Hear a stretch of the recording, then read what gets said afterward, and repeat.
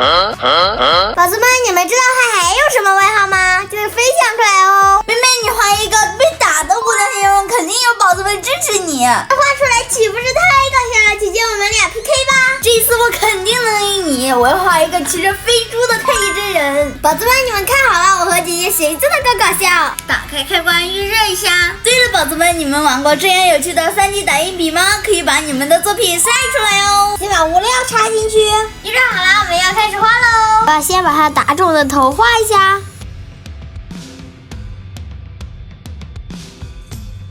先用粉色把它这个飞猪画出来。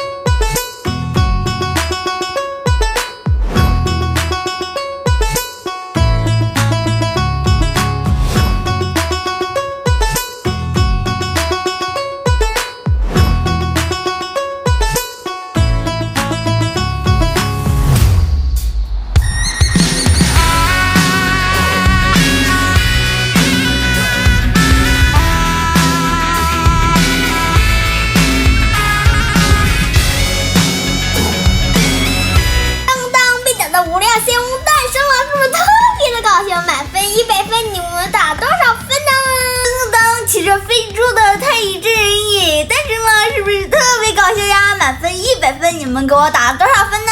宝子们，你们觉得骑着非猪的太乙真人搞笑，还是妹妹的无量仙翁搞笑呢？你们还有什么搞笑的图片，记得分享出来哦！今天就到这里了，拜拜。打我噻，你打我噻！哎呦，你不要，别打了，别。